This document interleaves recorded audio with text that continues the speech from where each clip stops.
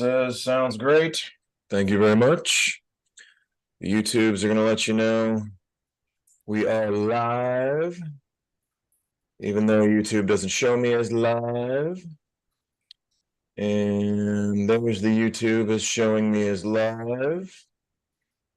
And that looks good. So, you want to jump right in, Bobby? What you feeling? I'm feeling. He's just feeling. I'm feeling. We're just feeling. All the feels. I can feel. Feeling is good. Feeling is good. Hey, this is Shaun with the Atlanta Tennis Podcast, powered by GoTennis. I am here with Bobby Schindler as often. It's kind of like as always, only it's just as often. Yes. And Okay. What do we have today? Today is the USPTA. We have recently talked about the GPTA. We will talk about the PTR. And today is our certifications target. So we are talking about coaching certifications. So coaching certifications meaning, I'll give you an example. The example is I am certified as a tennis coach by the USPTA. It is the United States Professional Tennis Association. Bobby, you are USPTA certified also, correct? Correct. All right. And thankfully we know that because you and I did our certifications together. That is how we met. Yes. It was our first meeting in person. Down there at the Atlanta Athletic Club. I don't think Ken Andriano was down there at the time, right? That was 20. God, was it the Atlanta Country Club we did it? That I don't remember. The Atlanta Country Club. Wow. Not the Atlanta Athletic Club. That's a different place. Yeah, the Atlanta Country Club in technically Marietta, I think. And who was our tester?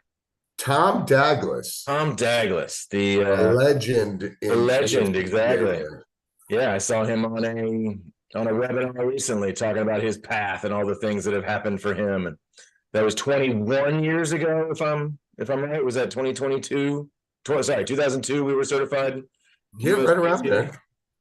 And we got 20-year certificates. We've been doing this a while. We'll just say it that way.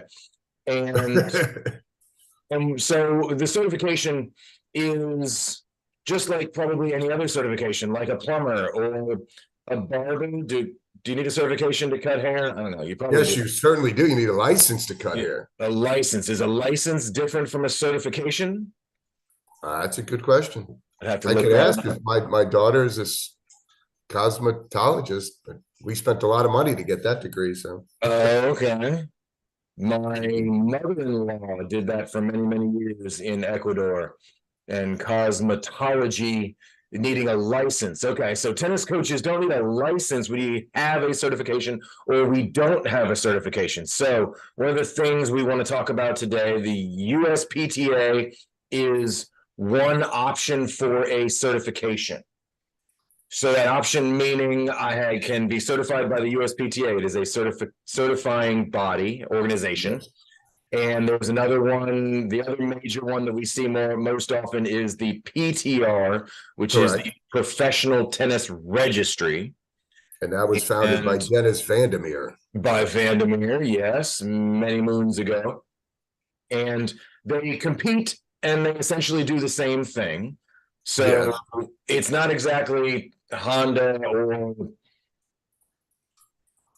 Lexus. I mean, you're not talking a brand really, but you are talking about where you can get your certification. Now, there are different types of certifications. Those are the two major ones we see in social tennis coaching or club level set tennis coaching. We'll put it that way, right?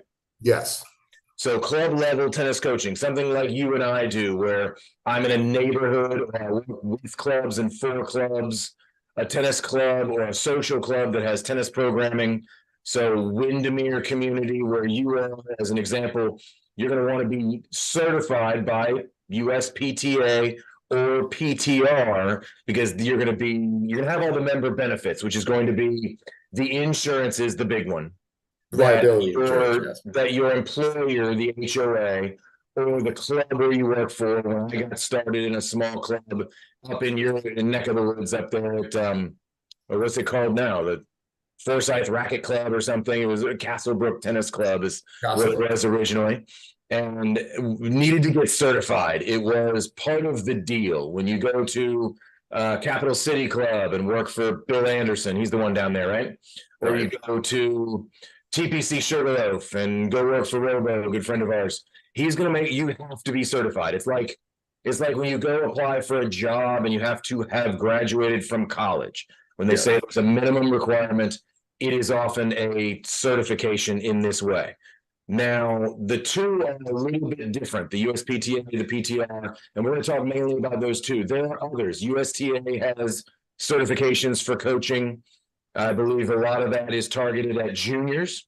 High performance, yes. And high performance, yes. So you also have an ATP level certification. Maybe it's an ITF certification, but that's not as much as to what we're going to focus on in the social area of Atlanta tennis. You don't see that as much. That's a different target market for that kind of coaching certification. And what I wanted to talk about today is, why should anybody care that their tennis coach is certified? So the USPTA is a certifying body. Let's see, let's read who they are and what they do. Founded in 1927, this is from their website. Founded in 1927, the USPTA is the global leader in tennis teacher certification. They're a little bit biased for themselves, of course, and professional development, and was the first USTA accredited association under the USTA Accreditation Program. They boast more than 14,000 members worldwide, 17 divisions in the nation. So we are the USPTA Southern is where we are in Georgia, correct, Bobby? Yes. So the mission is to raise the standards of tennis teaching professionals and coaches and to promote a greater awareness of the sport. So do we like that mission statement? Do we like it? We always talk about, we're glad they have one. That's always a good start. A lot of these organizations like, okay, what is your mission statement? Yes. So, yeah, I mean, we could always argue the idea of promote as well. I think we promote through ourselves. If you get excited about your coach, obviously you're promoting the game because you want to come back. So semantics, but again, I'm glad that they have one. Okay, and their mission statement includes the purpose, which I think might be mixing the statements there, but elevate the standards of tennis teaching professionals and coaches. This is what we talked recently about the GPTA and the mission statement maybe missing a target and considering a review there. I wouldn't complain about the USPTA mission statement. I might talk about their vision statement and want them to help promote it a little bit better, but maybe nobody really knows how to do that. And that's one of the things GoTennis and this podcast are looking to help do. Yes. They want to be viewed as a highly respected organization and having knowledgeable experts and specialists. But other than the member benefits, which we will go through, not necessarily one by one, but we'll chat here briefly because not everybody wants to hear all the little gory details as a tennis coach, because some of that is more targeted to the coach itself.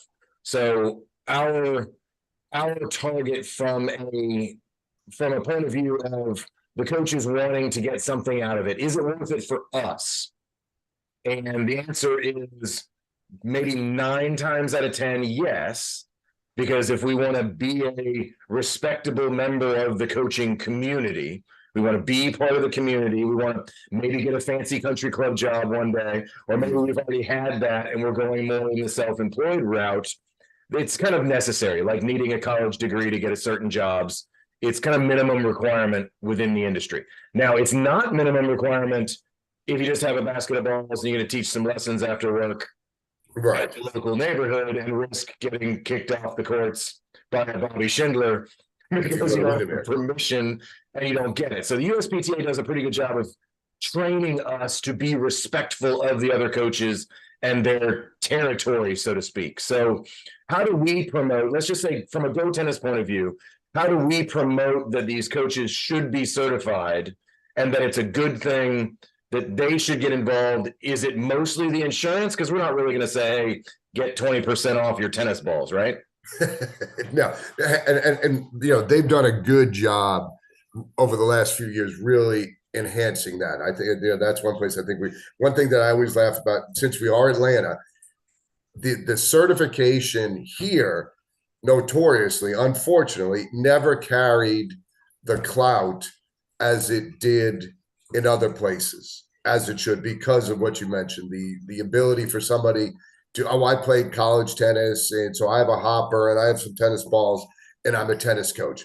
Like you said, any place else that you're going to go to apply to a club, you have to have some certification to even get an interview. So the irony of Atlanta, the busiest tennis playing city in the country, that really is probably the most lax when it comes to the certification, and the need for certification is, you know, that was an issue. And even more, you know, 20 years ago, 22, when we got started, I laughed because the driving force behind my certification was the article that Net News would publish each year saying, you know, these are the certified professionals in the area. And people would ask, well, why aren't you on it? And at the time, I was like, well, because nobody's really demonstrated a real pressing need. And also, you know, back then they would tell you, don't get certified right away. Wait, you know, we want to see you in the business for 3 to 5 years to see that this is that you've made this commitment to the sport and this is what you want to do. So it wasn't such a thing to do it immediately, because it was a demonstration that you were making a commitment to this being your career. So it was a career decision. Back then, yes. As opposed to, I'm teaching some tennis, maybe it'll be part-time, maybe I'll stick with it, maybe I won't. Correct. I would say 21 years ago, because I would think 21 years ago, the big benefit was the liability. The liability, exactly. And that was where I was pressured by my director of tennis at the time. And they said, you can work here, you can get started working here. However, right now you start studying for your certification. Yes. But it was also a lot of within the country club world, and this was more of a private club, less country club, but it was still the same culture, which was the director of tennis was training the head pro to be a director of tennis somewhere and move them on to the next place. And the head pro, in this case, my head pro was Justin Yo. Justin Yo was training me to be a good tennis coach. Yeah, I could teach some tennis. I was young. I was excited. I thought I was really good at it. And we see that a lot in the young coaches. And his job was to train me. It wasn't just to help me do my job. It was to help me get my next job. And I don't know that we see that in other industries for sure, because it's a lot of just getting the job done, and you don't want to have the guy that works for you get too good, because then you're worried he's going to take your job. Right. So there's a little bit of fear there. But in the country club world, I always thought that was really good within the culture, that we were helping each other get better and hopefully get the next job. And we're still all friends as we get the next jobs, and I get it and you don't, and Billy Ewells is here and Bill Anderson is there and Scott Hutchinson ends up over there and Bobby Schindler's here and Jim Harp ends up where I first started. And so we all have this working together a little bit mentality, even though we complain a lot about the zero-sum game concerns that GoTennis is working against. So from the USPTA point of view, we have certified coaches and we have non-certified coaches, and we have formerly certified coaches, which is another thing. Yes, I was certified.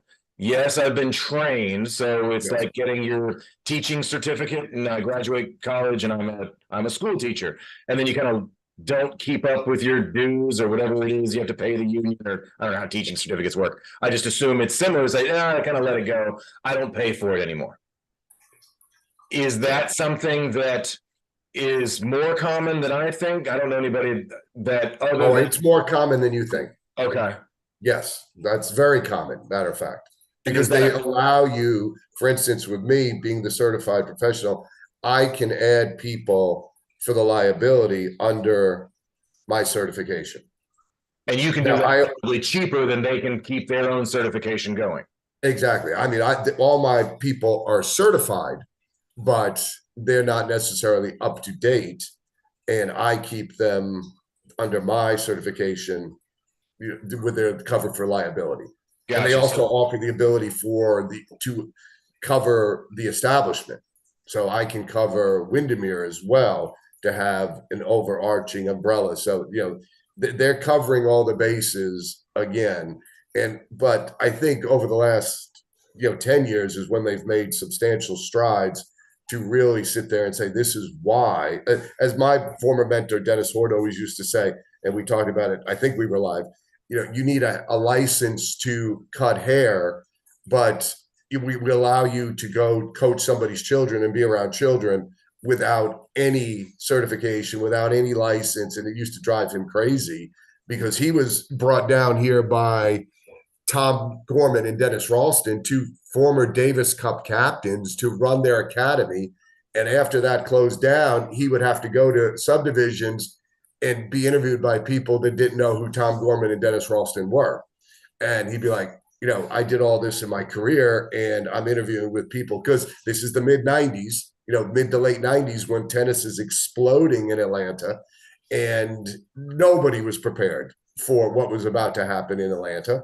And tennis was such a big part of it that, the certifications didn't hold, outside of the liability. It wasn't the PGA card, as we always said. You tell somebody you have a PGA card, oh, wow, you're a golfer, you're a golf pro. With us, you're USPTA. What's that?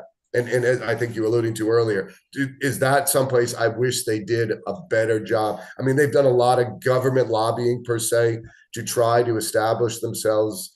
And again, I don't know how much we're going to, whether the USTA is going to fully endorse the USPTA or the PTR. That goes back and forth. And I think a lot of lobbying has gone on with the USTA, but it's not as we feel, or as I feel. I won't speak for you. I'll let you elaborate yourself. But I wish that's where the USPTA did far more education for their members to make the playing public understand and know what a USPTA membership is, and what you have to do to stay current with the membership.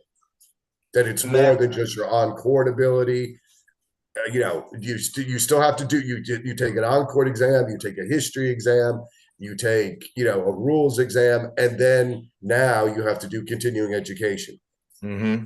And that's a great thing for us as coaches, because it keeps us up to date. We don't end up teaching the same old things that we did thousands of years ago.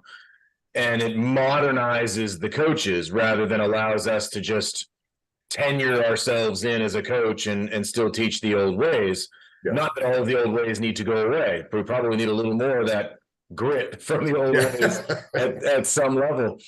But that's more of a personality than a technique within the coaching. So we've got 4 different levels of USPTA coaching, sticking with the USPTA today. We've got a level 1, which is an instructor, which is your entry level instructors, your assistant coaches. That's kind of where you start.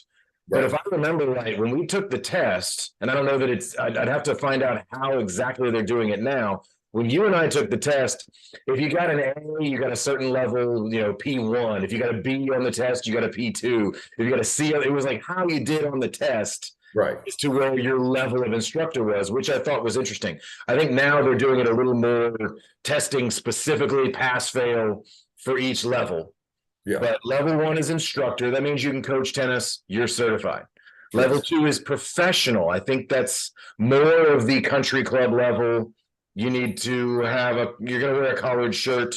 You're going to take it more seriously. You're a career. Yes. Level 3 is elite professional, which means you're in the industry long enough to get enough continuing education credits, and you've been around long enough to get to know the right people and take all of those extra testing scenarios. And it says it's designed for the sport professional interested in taking it to the next level.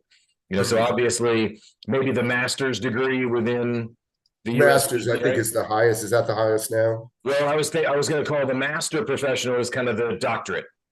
So right, exactly. Like high school, college, and I'm just simplifying, right? high Right. school graduate, per college graduate, that would be me. I'm a professional level 2.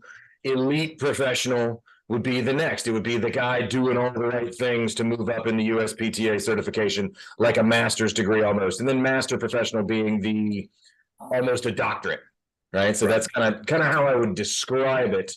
And at some point we'll get a USPTA representative out here to correct me if I'm wrong, but that's kind of the idea that we get.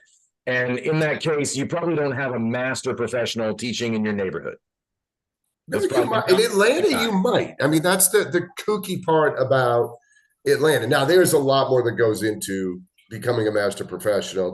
Those are the guys, but we do have a lot of guys like Ken Andriano at Atlanta Country Club, who is very involved at the PTA level himself, where he is the Georgia president of the USPTA now, I think. So they've chosen not only the career at their club, but also the political side to continue. And you need to have something else to get to the master's level. Now, and I'll this is my own personal, when they were transitioning, as you said, I think when we started, it was P1, P2, P3, you failed. It was pretty simple. And then when they changed it, and this is one of my beefs always that I laugh, two guys that I'm very close to, one who might be a college coach that we've spoken to in the past, both got the P2 level. And I was warned going in, you're going to get P2. They're going to find enough, because back then, and this was a perception that it was a money grab, that they want you to have to update or to go back, come back and take it, so you're going to pay again. So don't be surprised. Everybody gets P2. So I think I missed P1 by 1 point. And I was like, you're kidding me. And I looked at one of my friends, who was my roommate at the time, and I was like, I did better than you. You got P1. Because even at that point, they had changed the requirements of our test. They had started to make it a little bit tougher. That used to be you could do, if you got P2 or P1 on 3 out of the 4, you were considered P1. And I think, they had changed that where no, you had to be P1 across the board. And I think I missed my backhand drop shot. So I didn't qualify. Or I came up short on a defensive lob. And I was like, yeah, and he made us hit, clay court tennis balls on a hard court, the SOB, because it's, harder to hit so I was like, everything was against this as far as that. So I laughed. But, back in the day, they would like, oh, we'll take a stringing course and we'll bump you up. Again, I don't string. But they took that all away, and the transition to the higher levels. And my favorite story, and I'll get off this tangent then, when they tried to get you to be like a concentration. Declare, okay, if you want to continue on this path, specialty for a while, they went to you're going to go the business side or the physical side. Do you want to get you get more kinesiology background? I said, well, guys, it's no offense.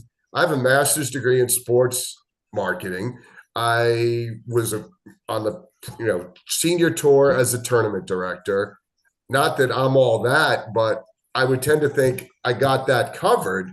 And they looked at me and said, well, good, then you should go into the physio side. And I was like, but that's not my interest. And that's not what I'm good at. Why is it, so again, it looked like a money grab. Well, you got this covered. We probably really can't teach you too much, but go ahead and do this. Just stay so you can go up in the career part of it. And again, here I was getting all the jobs that I was going for.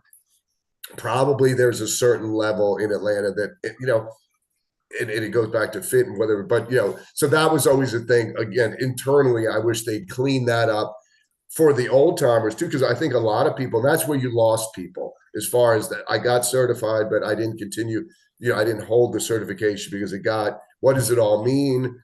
I wanted to be simple. And you're giving me different levels that, again, more to explain to people. And I just want to be able to say I'm certified. And I think that did lose some people back in the day who got certified, who just don't keep it up to date.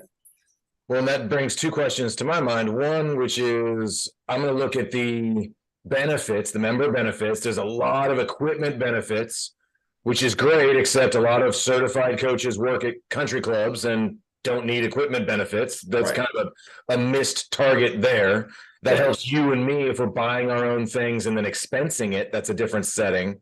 But most of the product stuff is going to be handled by the certified coaches in clubs that have a budget that somebody else is paying for those things. But then the other question is, how do we get the young players? And this is always, the young coaches. This is always the question. When you want to bring in, you want to make your industry younger. We want to bring in the new blood, so to speak. How do we convince them to get certified? And is it a USPTA versus PTR, or is it do they have to pick one? Is it just your mentor is this and therefore you become that in that way that Justin Yo told me to go get my USPTA certification? I didn't know about PTR at the time. It wasn't even brought up. Correct. So I think some of the others, you might say, hey, go get certified, take an hour, a couple hours, figure out which one you prefer. And then in that case, let's talk about it. I remember Darryl Lewis at the time looked at me and he said, well, USPTA is better. Yes. Okay. So I went with that. I went with the better one. He's like, maybe that's not true now. And this is 20 plus years later. And maybe PTR has upped its game. And I like what they've done, and we'll talk about them next in another conversation, but they've got more of a certification specialty, which is one of the things I like, where USPTA has some classes and some education on those sides, but it isn't the same thing. It's not like I'm certified 18 and under or certified red, green, orange. So it's a different feeling now to where either one of them is perfectly fine. I don't know that there's a lot of arguments of one better than the other, because the point is, are you certified? Are you insured? And do we want you here on our tennis courts, even if it's a neighborhood? Because HOAs aren't real businesses typically. They just manage risk. HOA is risk management, and they want to hear about insurance. And it goes back to, and what does it mean? I mean, because I always laugh, listen, we're not, I'm a tennis pro. No, you're not. You're not making, you make money, you're getting paid hourly. You're not, we're instructors, we're teachers, we're coaches, first and foremost.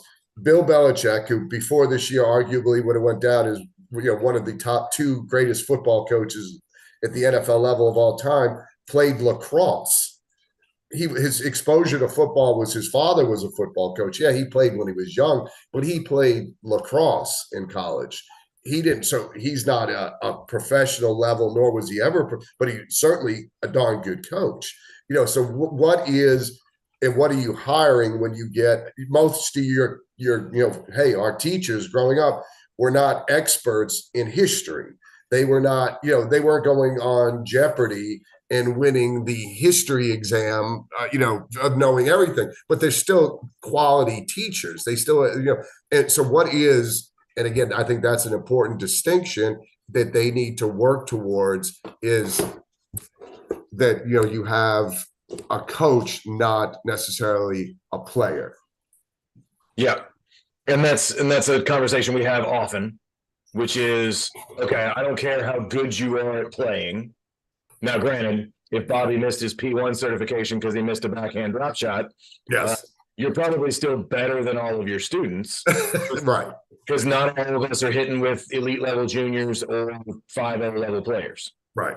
So in this case, it is about the coach and how good of a coach are you? The Belichick example is always a good one, because it's one of the things we talk about when we used to be known as Ankle Biters Extracurriculars, mytennisforchildren.com, because Ankle Biters Extracurriculars, it didn't matter. I could be a basketball coach for 5-year-olds. I'm exactly. still going to know, just by being alive, I'm going to know more about basketball than a 5-year-old. Right. So it's going to be, are you a good coach? Are you a good mentor? Are you interested in the kids? Are you interested in your job? And do you want to be there? And I think by the time you decide to go get certified, you want to be there. Like, that's the reason you're going to go get certified. I'm taking this seriously. I'm not just a guy with a basket of balls in my car. And I think it's one of the failings, and I think they would admit this, because you could see all they've done, both of the organizations over the last few years, to try to get the younger people interested in coaching, is that perception, I have to be this level. Well, if you're, like you said, if you're coaching a kid who's a beginner, or you're coaching a 3-0 player, you don't need to be all that on the court. I always, you got to look the part to me. Part of the marketing piece is presentation, so we have to look the part on all degrees.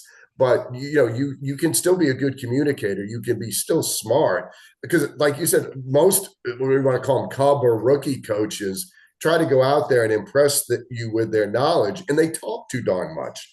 I talk a lot on the court, but it's not about tennis. I'm a show, tell, do, and we're emphasizing do more than the show and the tell. We're going to talk about music and world events, but that's to distract you so you're not overthinking what you're doing on the court and to relax you. That's our talk. It's a coaching strategy. Right. We're not saying, okay, take the racket back. Oh, no, an inch slow. No, I'm not a wonk in that capacity. So again, that's a communication ability. So those are, I think, in clarifying what the certification is and what it could do for you, I think would also make it easier to attract new people, which we know they have a hard time doing right now. I mean, the under 30 is a big push. Most of them are old like me, and they're trying to change that. One of the kids looked at me the other day on court and he said, "Oh, you're old like a grandpa." Looking at me, and I'm like, you know what? Most tennis coaches are grandpas, and they looked at me like, huh? So, because what's the average tennis coach right now? The average certified tennis coach is an old male. Yeah, 55 plus. 50, probably old enough to be a grandfather. Yeah. And if we bring in those younger people, we've talked about many different things through GoTennis and the podcast as to how we're trying to bring in new coaches, pointing out the career path, that Jorge Capistani conversation that says, hey, you know what? This is a real job, you can make 10 grand a month if you want. And get yourself certified, learn how to string some rackets, run a club. It's a business.